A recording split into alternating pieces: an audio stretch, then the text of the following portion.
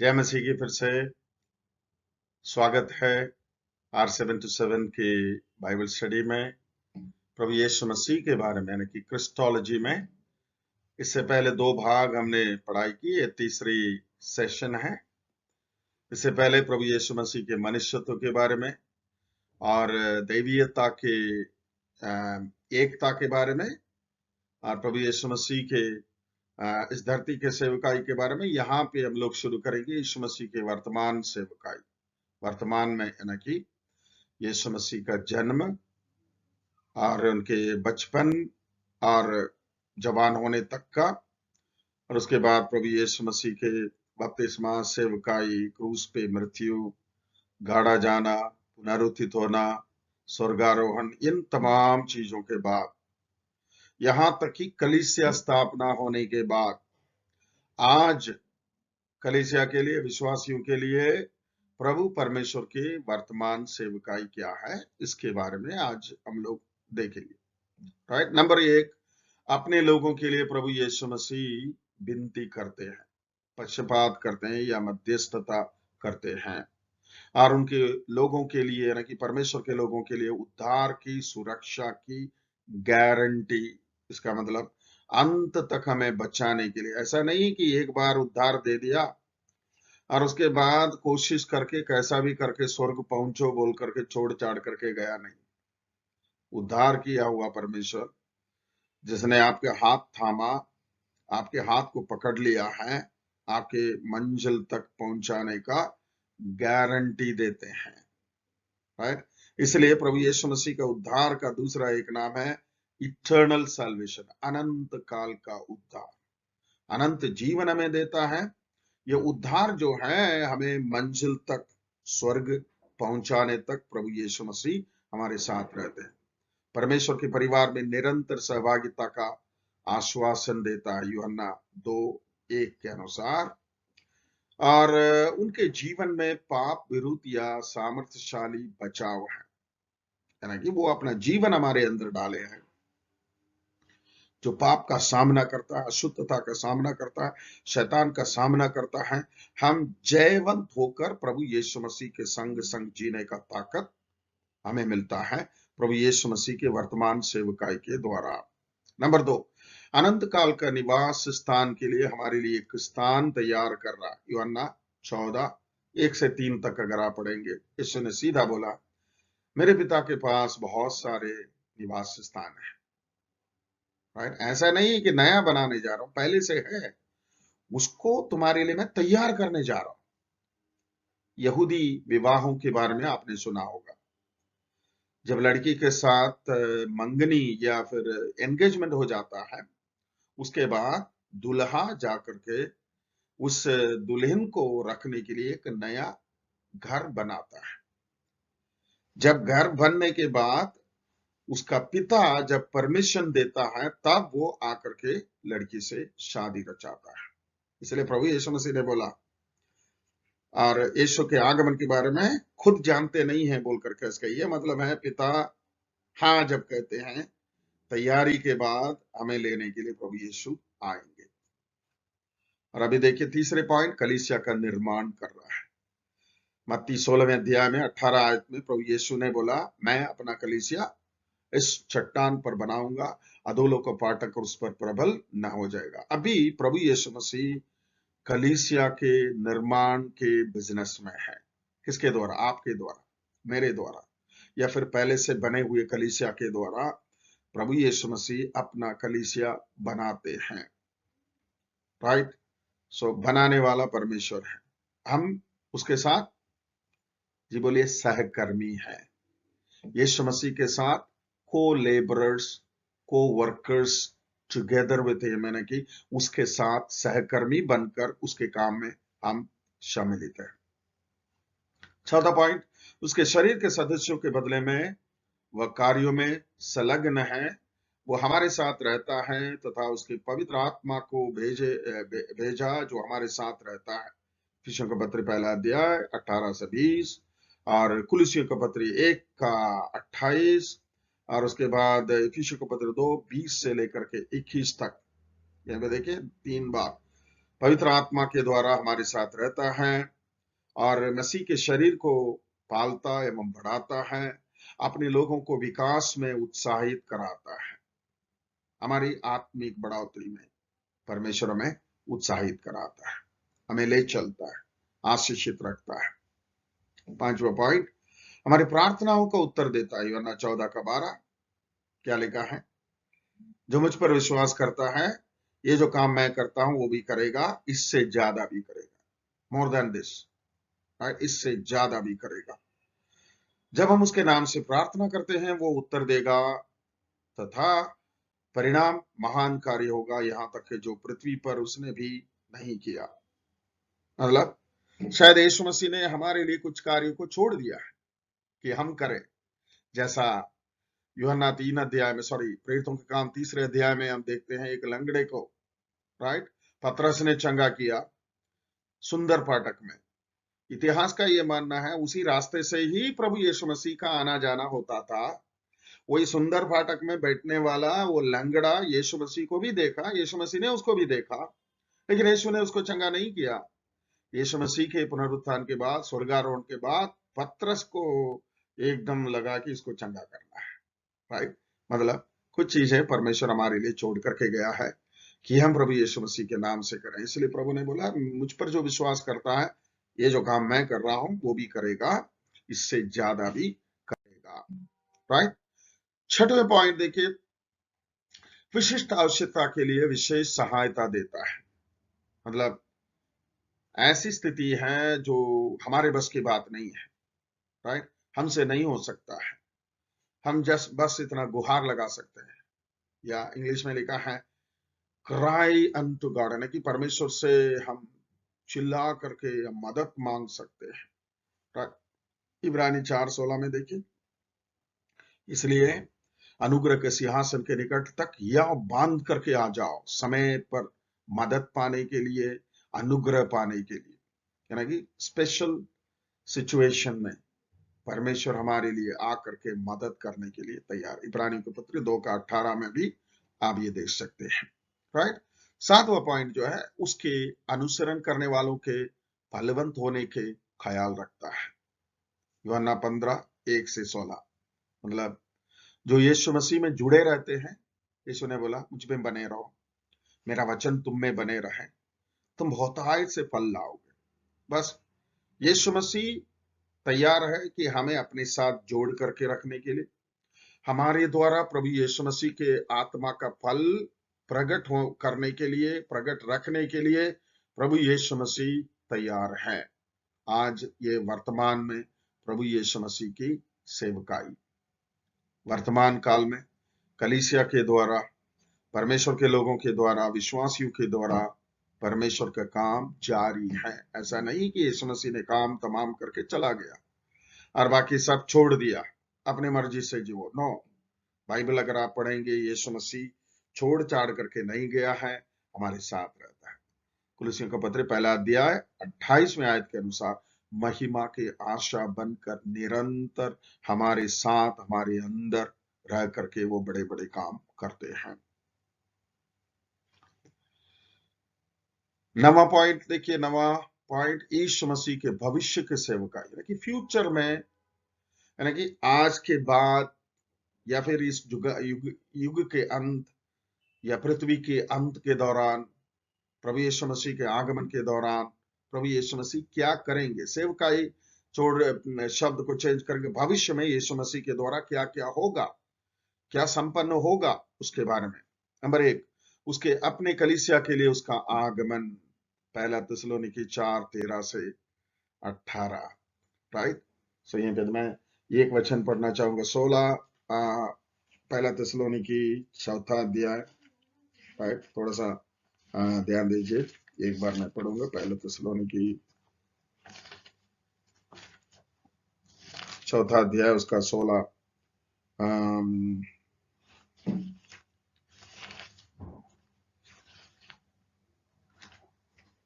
यहां देखिए 16वें आयत में, क्योंकि प्रभु आप ही स्वर्ग से उतरेगा, उस समय ललकार और प्रधान दूत का शब्द सुनाई देगा और परमेश्वर की तुरही फूंकी जाएगी जो मसीह यीशु में मरे हैं वे पहले जी उठेंगे, तब हम जो जीवित और बचे रहेंगे उसके साथ बादलों पर उठा लिए जाएंगे कि हवा में प्रभु से मिले, और इस रीति से हम सदा प्रभु के साथ रहेंगे। इस प्रकार इन बातों से एक दूसरे को शांति दिया करो। मतलब प्रभु यीशु मसीह का सबसे पहला भविष्य का कार्य आज करते रहते हैं, लेकिन भविष्य का शुरुआत प्रभु यीशु मसीह मध्य आकाश में उतरते ही शुरू हो जाएगा। पहला थिस्सलुनीकी 4:13 से 18 याद रखिए। थिस्सलुनीकी कलीसिया के लोगों का डाउट था, अरे भाई मसीह के आगमन के इंतजार के लिए बैठे बैठे कुछ लोग मरे हैं, उनका क्या होगा? पौलुस जवाब दे रहे, भाई घबराओ मत, सबसे पहले प्रभु यीशु के आगमन में मरे हुए लोग जी उठेंगे, और उसके बाद हम जो जीवित और बचे रहते हैं और इंतजार करते हैं, हम रूपांतरित हो जाएंगे। दूसरे पॉइंट, पृथ्वी पर अविश्वासियों के ऊपर उसके प्रकोप का उंडेलना, प्रकाशित वाक्य 6वें अध्याय से लेकर के, राइट, वो 7 कठोरा जो उंडेला जाता है, उसके साथ पृथ्वी में विनाश। कुल मिलाकर के आप अंत में देखेंगे 1/3 1/3 of the population of the world will be destroyed. पृथ्वी का आज का हिसाब में लगभग 750 करोड़ है, लगभग उसमें 250 करोड़ लोग मारे जाएंगे। प्रभु यीशु मसीह के आगमन के बाद जो झूठे मसीह के राज्य जब चलेगा, उसी समय 250 करोड़ बोलेंगे तो भारत की आबादी का लगभग 2 गुना, मान के चलिए भारत और चीन के आबादी के बराबर के लोग मारे जाएंगे, राइट। ये खतरा से भरा टाइम रहेगा। नंबर 3, एक लोहे के राजदंड के साथ संसार पर राज्य करने के लिए राजाओं का राजा एवं प्रभुओं का प्रभु के रूप में उसकी वापसी। प्रकाशित वाक्य की पुस्तक 19वें अध्याय उसके 11 से 16 तक जब आप पढ़ेंगे तो ये आपको पता चलेगा, राइट।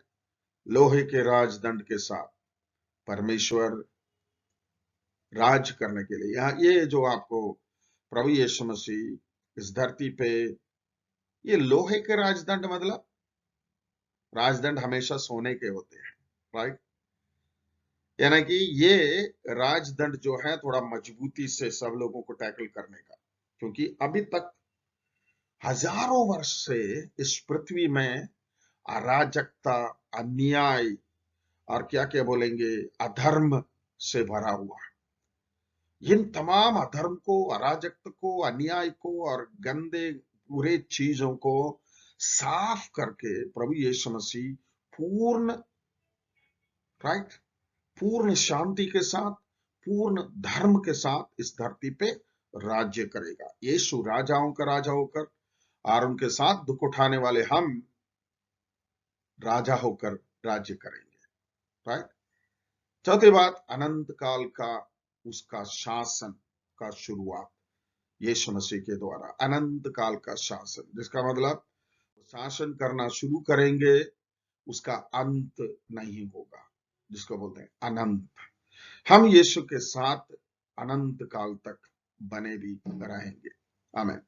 यहाँ पे और ये पे देखिए 10वां पॉइंट, अवतार की विचारधारा या मसीहत तथा हिंदुत्व। ठीक है, मैं ये सब पढ़ते नहीं रहूंगा, जस्ट आपको बोल करके छोड़ देता हूं। ये पे देखिए,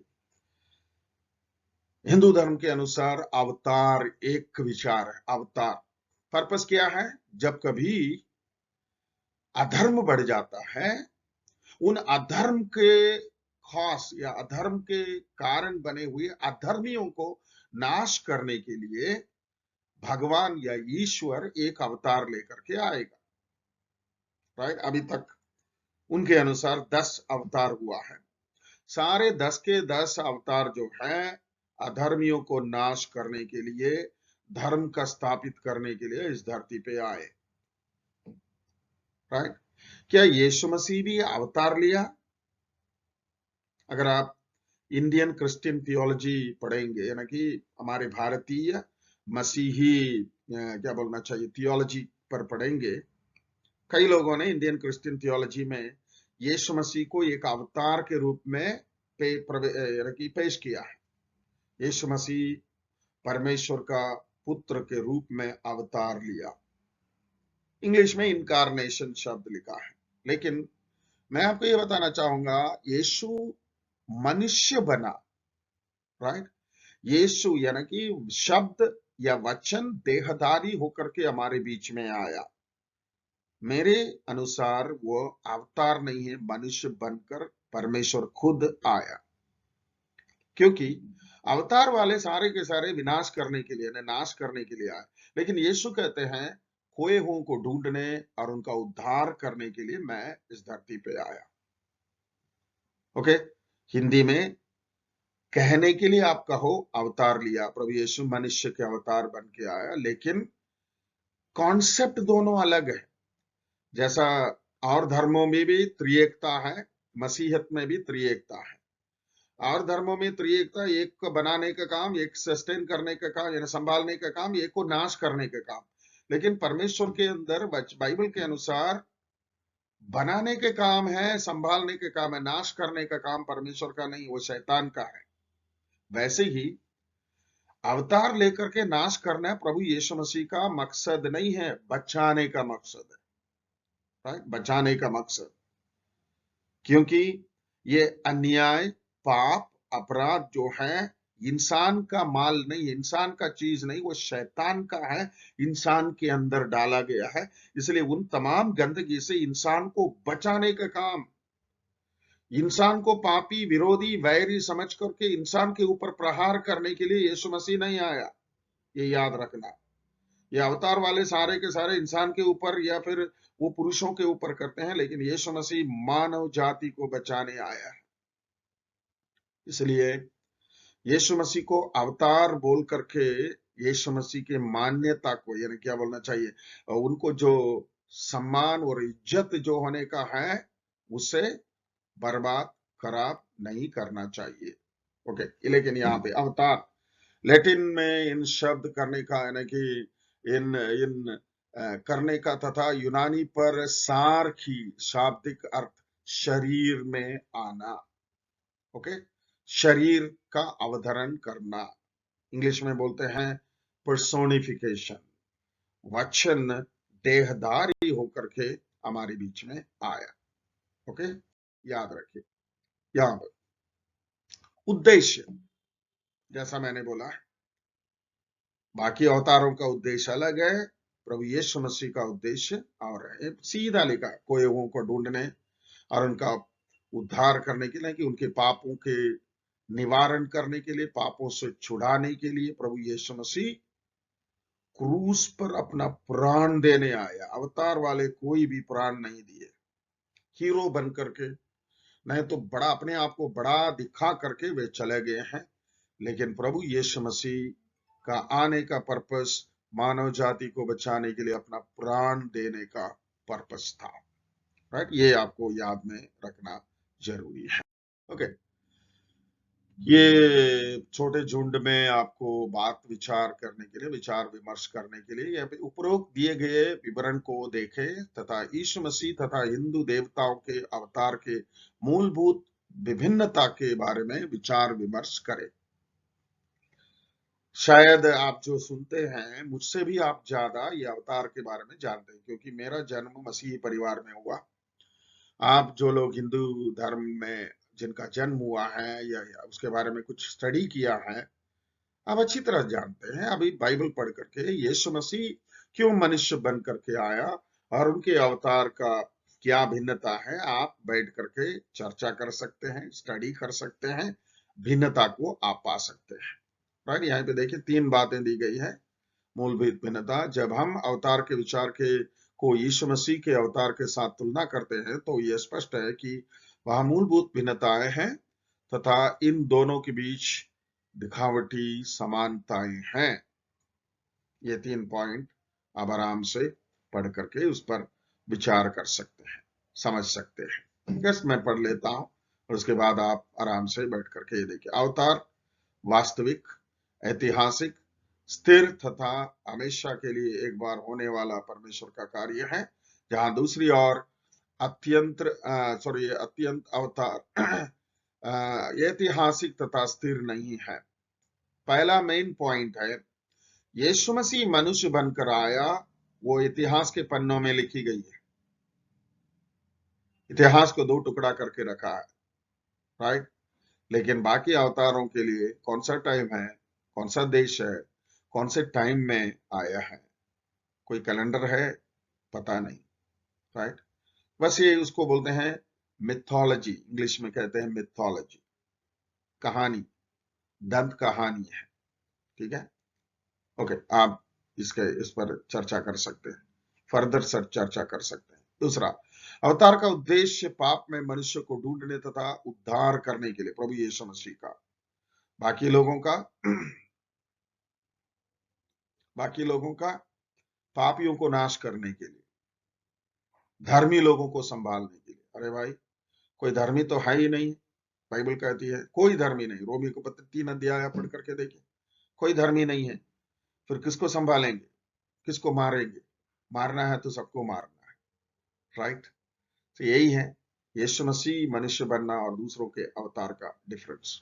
और तीसरी बात, ये लास्ट बात, कोई भी अवतार विशेष नहीं बनाए गए हैं तथा अधिकार पूर्ण दावा नहीं है जैसे यीशु मसीह ने अपने आप के लिए बनाया। तथा यदि वही है जो, तो यीशु मसीह अन्य अवतारों में से अवतार नहीं है, परंतु केवल एकमात्र परमेश्वर मानव तथा संसार का उद्धार करता है। लेकिन दावा करना अपने आप में किसी चीज को प्रमाणित नहीं करता है। सो यीशु मसीह कौन है, लास्ट पॉइंट में मैं बता करके समाप्त करूंगा। आप जो प्रभु यीशु मसीह पर विश्वास जो किए हैं, राइट, ये विश्वास और अन्य धर्म के विश्वास, धर्म के पालन करने वालों का विश्वास, ये दोनों में अंतर क्या है? देखिए, एक मसीही अपना मसीही जीवन कहां से शुरू करते हैं मालूम है आपको? जिस दिन वो अपने आप को समझते हैं वो पापी हैं, पापों की क्षमा की जरूरत है, यीशु मसीह क्रूस पे अपना प्राण दिए हैं, यीशु मसीह पर विश्वास करने से पापों की क्षमा होती है, तो वह दिल से, रोमी के पत्र 10वें अध्याय 9वें आयत के अनुसार दिल से विश्वास करते हैं और जुबान से अंगीकार करते हैं कि यीशु मसीह मेरे लिए मारा गया, गाड़ा गया, जी उठा और स्वर्ग में गया। इस बात पर जो विश्वास करने वाले 13वें आयत में लिखा, जो कोई भी उस पर विश्वास करते हैं वो लज्जित नहीं होगा, वो उद्धार पाएगा।